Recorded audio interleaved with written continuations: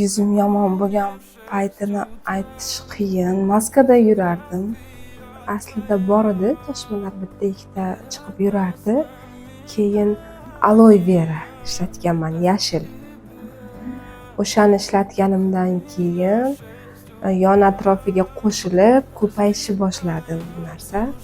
Bitta ikkita narsa chiqayotgan narsa ko'payib ketdi. Men o'shandan deb o'yladim birinchi. Hamma so'raydi, nima bo'ldi deydi, nima bo'lganini o'zim bilmayman. Nima deb bo'ldi deb so'raydi, bilmayman. Allergiya deb qo'yaman. Yaxshi bo'lib qoladi deb o'zimga o'zim tasalli beraman. So'ragan sayin men stressga kirib ketaman naborat. Maskada yuradigan bo'ldim shu. Maskada lutchi meni so'ramaydi hech kim.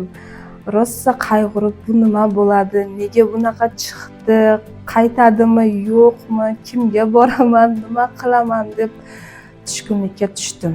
Kosmetologga borganimdan keyin, undan yaxshi davo ko'rmaganimdan keyin kojniy vrachga bordim. Kojniyda tashxis qo'yishdi, demadikoz deb tashxis qo'yishdi.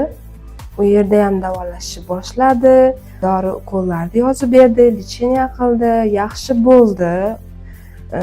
Yaxshi bo'ldi, kam muddatga u ham 1 oy, uzoq bilan 2 oyga yaxshi bo'ldi. Keyin baribir o'zgarish sezmadim. Yana chiqishni boshladi. Yon atrofidan chiqaverdi, qaytadi, chiqadi, qaytadi, chiqadi. O'sha hafsalam pir bo'ldi. Bormadim qaytib. Keyin Zarinani ko'rdim. Otsiflar ko'rdim, rosa oldingi keyingi do'poslarni ko'rib bordim, ko'p vaqt kuzatib bordim. Zarinani tanlab kelganim xato bo'lmabdi, hammasi yaxshi. Keldim, birinchi kuni o'zida shunaqangi bir yaxshi muomala bilan kutib olishdi. Hammasi yaxshi deb, yaxshi bo'lib ketasiz deb ishontirdi.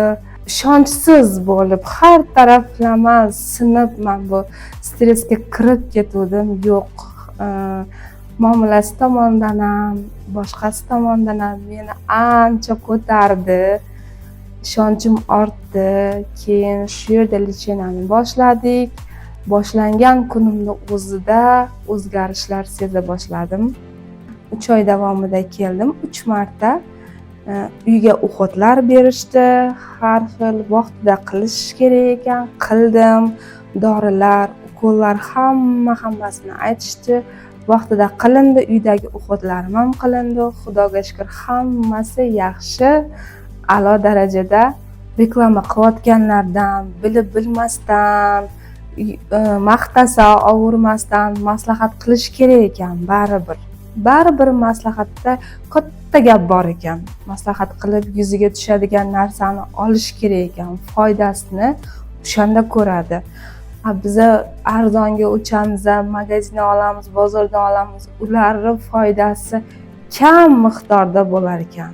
Shuni sezdim men. Men tavsiya qilardim, albatta konsultatsiyaga kelishi, yuziga mos narsani tanlab berishi.